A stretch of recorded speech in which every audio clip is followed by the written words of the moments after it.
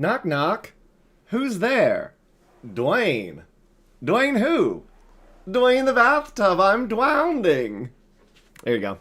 I asked you all in chat if you wanted a joke or a song to intro, and we picked the joke. So there was one of my favorite knock knock jokes of all time. My mom used to tell me that all the time. It was her go-to. So nice to see you all here today, tonight, wherever you are, whenever you are, especially if you're watching the creative replay. Hi, future people. Happy September. Hopefully you are having a great day so far, and hopefully it's going to get a little bit better here with the Daily Creative Challenge in Adobe Illustrator.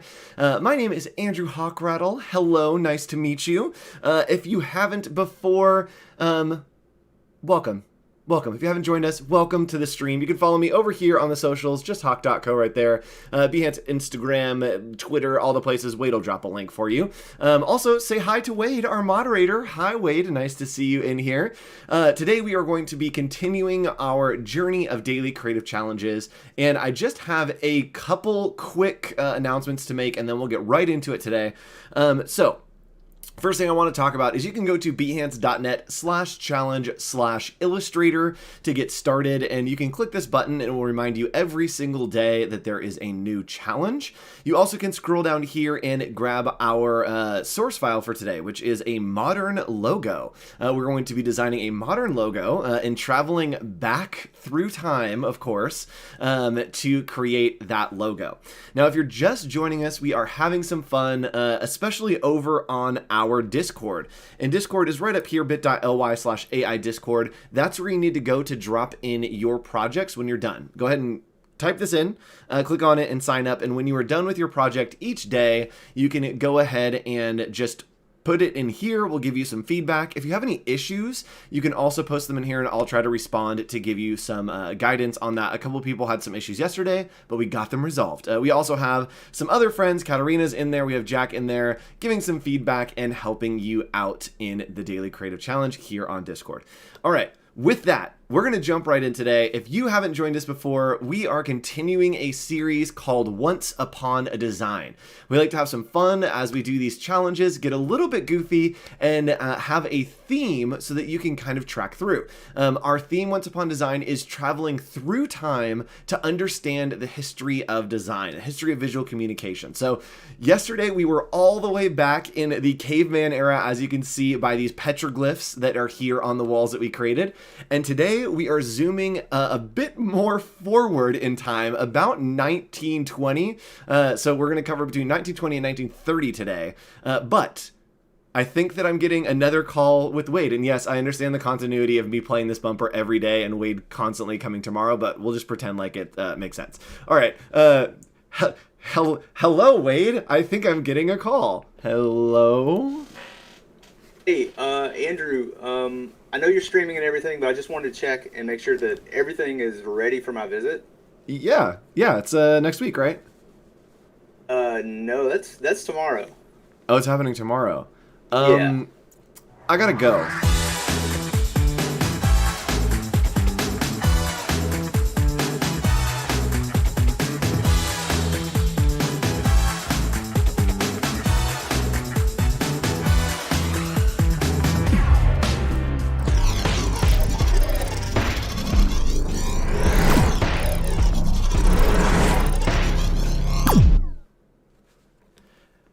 Oh no, I hit the wrong button. There we go. I ruined the illusion. Hello everyone. That costume changed. I didn't have enough time, y'all. We're pretend like we nailed it. There we go. Hello everyone, and welcome to our journey through time. We've landed here in the 1920s, and yes, you all thought that we were going to be doing Art Deco, but guess what? We are taking a little bit of an international approach and moving over to Germany to go to the Bauhaus. So the Bauhaus is a major design movement, and it was a school that really started out kind of a movement of design. It's something in a style called Modernist. And Modernist is a lot of very, and yes, I look like I slept in this shirt. I do. It's very wrinkly.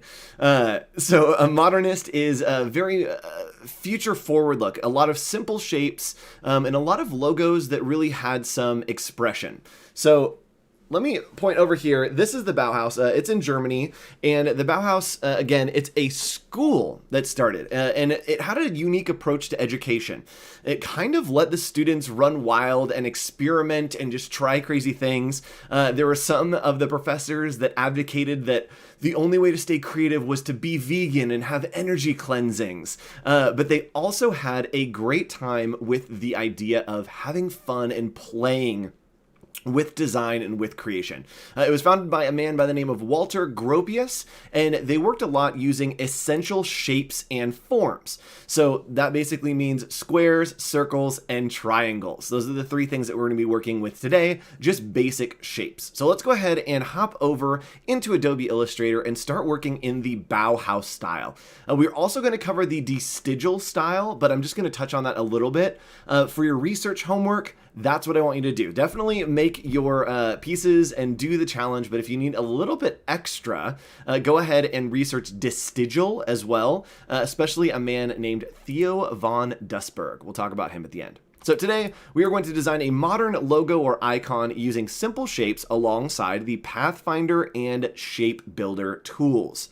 So if you haven't worked in Bauhaus before, there are a lot of Bauhaus images that are red, black, and white. That's kind of a trademark for the Bauhaus. Red tie, I tried.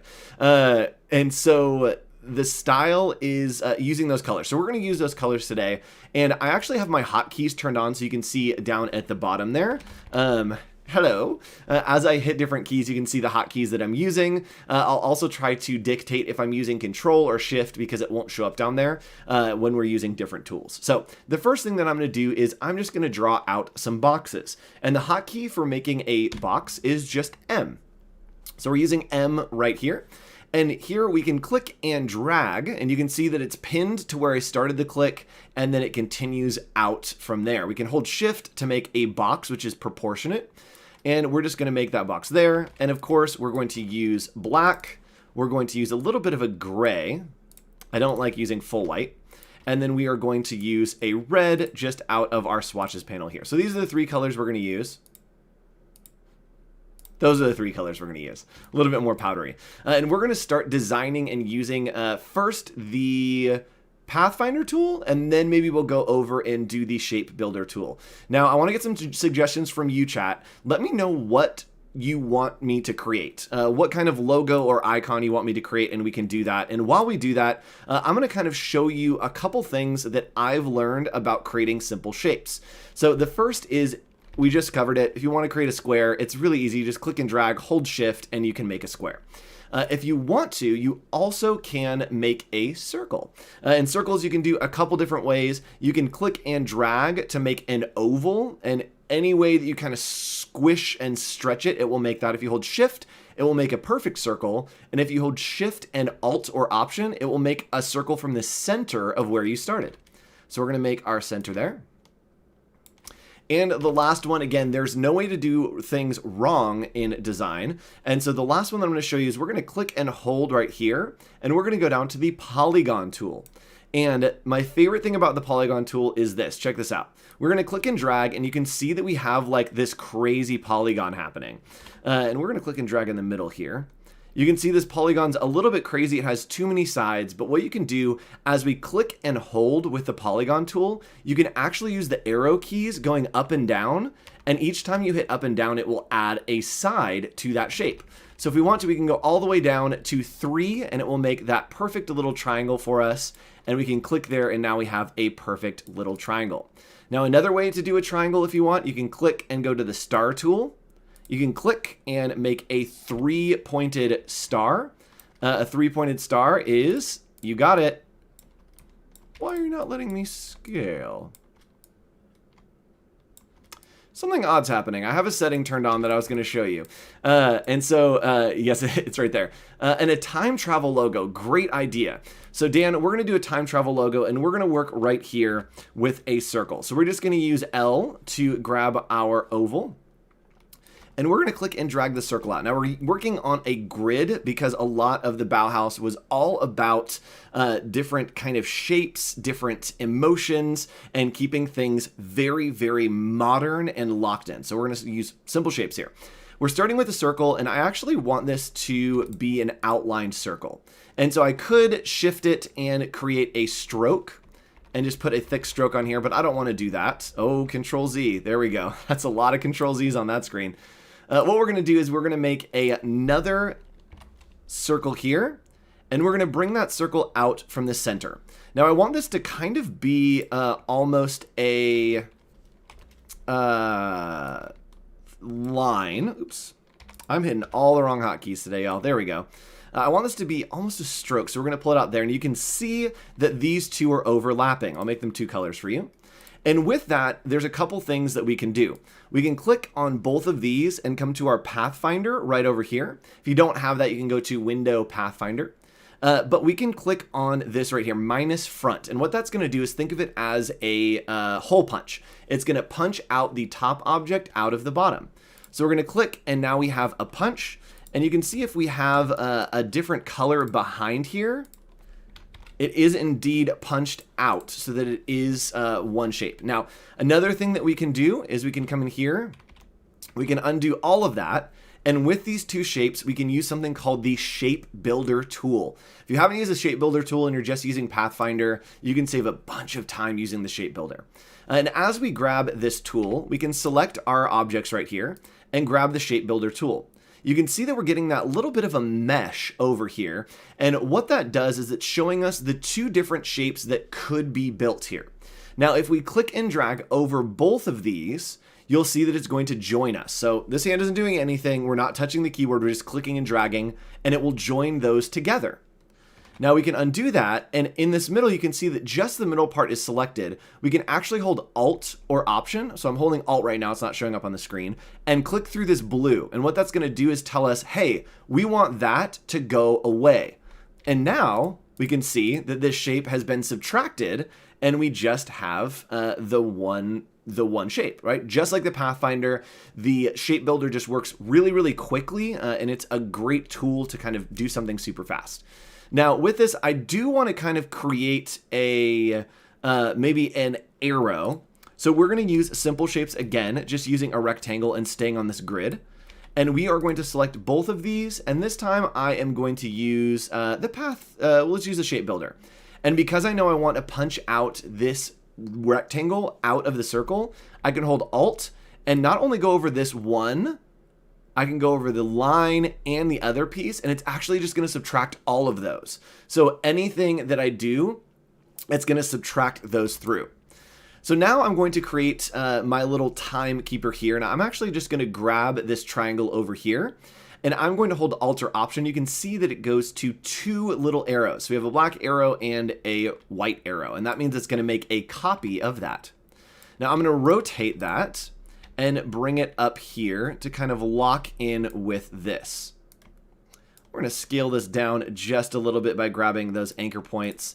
And there we go. So we have a nice little time travel backwards. And maybe I want to add a couple other pieces to this. And the thing that I want is I want to kind of create some lines. It's a lot of kind of simple lines and maybe start to abstract some of this. So let's create some lines as if it were a clock. What we're going to do is we're actually going to use the line tool here. And the line segment tool, we can click and drag, and you can't see it there, but it is making a line segment. A line segment is basically, it starts in one place and stops in another place. So from one place to the other, just creating that segment. We're going to put a stroke on that segment by coming over here to the stroke, and we will make it that same red color. And if you weren't here yesterday, we learned a tip about the eyedropper tool. As long as we have the stroke selected and the object selected, we can hold Shift, and it will pick up whatever color we have when we click on that eyedropper. So we use the eyedropper, we held Shift, and instead of grabbing the format of the shape, it just grabbed the color and applied it to that stroke. So we're going to go ahead and make the stroke a bit thicker. There we go.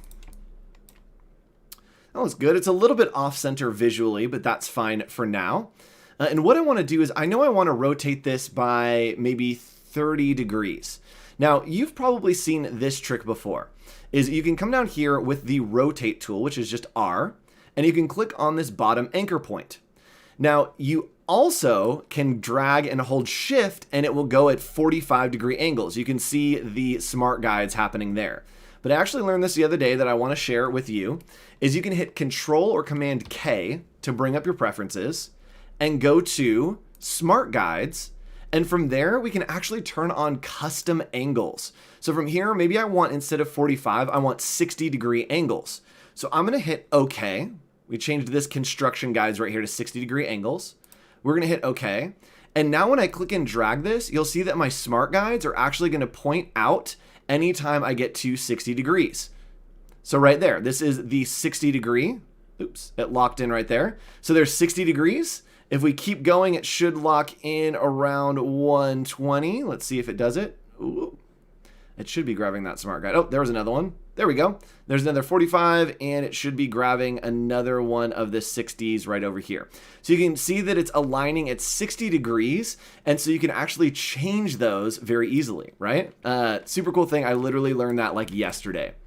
So what we're going to do is we're actually going to round this off. And with our stroke over here, we're just going to do round cap. And that's going to keep it nice and round, nice and kind of modern looking. Let's move this so that it goes a little more into this corner. We'll actually drag it up at a 45, just holding shift. And maybe we have it also come down this way into that corner. So now we have two pieces kind of staying modern, staying clean, and abstracting something. Now the next thing I want to do is I want to create a little kind of call out here. And with that, I'm going to create another circle to kind of fit in this space. And to change the stroke and the fill, we can hold Shift and X. So Shift X, if you see the capital down here, that just means that I'm holding Shift for that hotkey. So with that, I actually want this to only show this part in here. Now we could use the shape builder tool, but what I want to do is I'm going to grab a rectangle, just hitting M or grabbing the rectangle shape here. And I can actually select the rectangle and the circle. Let's make these different colors so y'all can see them. Oops, not a stroke. Again, I've got weird fingers today hitting all the wrong keys. So we're going to grab these two, and we actually want to only keep what is overlapping, right? So we only want this middle piece that's overlapping. We could grab the shape builder tool over here. And with the shape builder tool, we could hold Alt or Option, and we could click out this part, we could click out this part, and then it would leave us with that. So that's one way to do it. The other way to do it would be to grab the Pathfinder and use one of the further different modes, which is intersect. And the intersect mode is going to leave us so that it just has the intersecting pieces, which is the overlapping pieces that we see right here. So we're going to click on intersect, and it's going to keep just that piece for us. So that looks good. And I'm going to move it just over there so that we have a little bit of a call out. I'm going to make that black and grab the color that we have up here. There we go, looking kind of cool. And from there, I'm just going to rotate by clicking and dragging, holding Shift, and move it right over here. Well, that looks about even. I'm also going to add the stroke in white on these just to kind of give it a little bit of flavor. Did I do that? I did that opposite. There we go.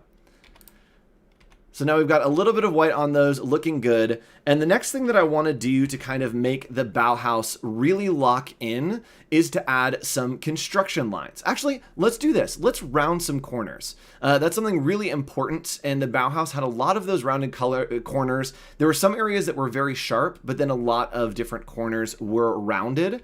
And so we're going to actually join together these two shapes. You can see here that it is still a triangle and a semicircle line. I'm not sure what to call that yet.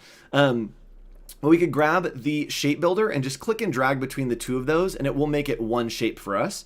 Or we can use the Pathfinder tool to go ahead and join those together. So the first one over here on the Pathfinder is Unite, and we'll join them together. The next one is minus front. That is the hole punch, right? Punching the top object out of the bottom. And then we have intersect, that is the overlapping that we used, and then exclude is the opposite of the overlap. So those are the kind of overviews for what the Pathfinder is. Now, we just want to round off some of these corners. I definitely want to get these areas, and you can see the difference between using the selection tool, which is V, and that's the black one. It has all of the anchor points. Now, I also can use the direct selection tool, which is A. And I can click and drag, and you can see that I have selected these points. And because they're corners, you can see this little node here. It's a little dot, and you can click and drag this and watch what happens. It's gonna round those corners out. So we can pull it in all the way to make it a fully rounded circle, or we can click and drag just a little bit to give it a little bit of oomph. Now, the soft corner doesn't really make sense for the Bauhaus, especially for this piece. We want it to be fully circular, so we're just gonna drag that all the way into the middle. Now, with these middle pieces, I do want to kind of create some contrast. It looks like this is looking a little odd, so we can click and drag using that line extension smart guide and just make that even in the middle right there. We do want to maybe low-key vibes. Yes, ooh, major low-key vibes. I agree. So we do want to round off one of these corners. So I'm going to grab this corner here as well as this corner here. And I'm just clicking with the direct selection tool, holding shift to select multiple anchor points. And we're going to round these off just a bit to give us a little more of that kind of Bauhaus perfection. Now, I do want to show you something real quick. If you want to see, right, these little nodes, they might be smaller for you. I have mine turned up because I'm blind and I like to see them. So we're going to hit Command K and go to, I believe, user interface. From there, nope, hold on. Grids and guides, grid, guides, smart guide, slices, units, type, selection and anchor display. There we go. You can select Command K and then selection and anchor display and change the size of those handles right here. So if you want larger nodes and larger handles, you can change it right here, selection and anchor display, and then come down here and drag that to the right, just hitting Command K. So that's looking pretty good, but I do want to maybe create one more shape in the middle here. Maybe we'll just do a little circle to kind of even it out, and then make that circle red using the eye tool. So there we go. We have created a modern Bauhaus logo. I could probably refine this a little bit, but we have something for time travel. I'm actually going to drop this into the background and then make it a little more of that fun one color look that we had been playing around with before. So there we go. That feels a little bit more Bauhaus. And why not? We have 2 minutes. Let's go ahead and round this out a little bit as well to give us a little more of that Bauhaus look. Don't like it. All right, so there we go. We have our Bauhaus logo, and your homework, again, is to create a very simple, modern logo using these simple shapes. So we use a lot of circles here, a lot of rectangles and squares, and then we have just rounded those corners off using those nodes. So super simple to build with those shapes and then use the rounded corners to make more complex shapes. Now, I do want you to research something called the Distigal style. Distigal style is the style, and it used a lot of simple shapes. I'm going to do a super quick kind of look at what the Distigal might remind you of. This is probably one of the most famous versions of the Distigal style. It would look something like this. Let's see here. Let's do that. Let's do that. And then this is how you may have seen Distigal, with a little bit of white here, and then maybe we have some red here, and then maybe looking familiar at all, right? You've probably seen something like this before, and this was a kind of progression of the Bauhaus movement called Distigal. It used simple shapes just like we had with the Bauhaus style, but a lot more angular and structural. So do some research. Look up the Distigal style and Theo von Dussberg if you can. And we will be back again tomorrow for another daily creative challenge. Now, Again, when you're done with this challenge, go right here, bit.ly/AI Discord, and drop your challenge in there. I want to see the modern logos. Show me your simple shapes and show me what you have created, and we'll go live and do some feedback probably tonight on my personal Behance, which you can follow right here, behance.net/hawk.co. We'll go live and hang out. And Jamie says, yes, it is Dustyle, not Distigal. Distigal is, I believe, German for the style. So drop your work in here, make those logos, and we will see you again tomorrow for another Illustrator Daily Creative Challenge. We'll actually be going back in time, away from the Bauhaus, I believe back into, I think, the Renaissance. So join us again tomorrow. We'll talk about some really fun stuff and learn another lesson here in Adobe Illustrator. Bye.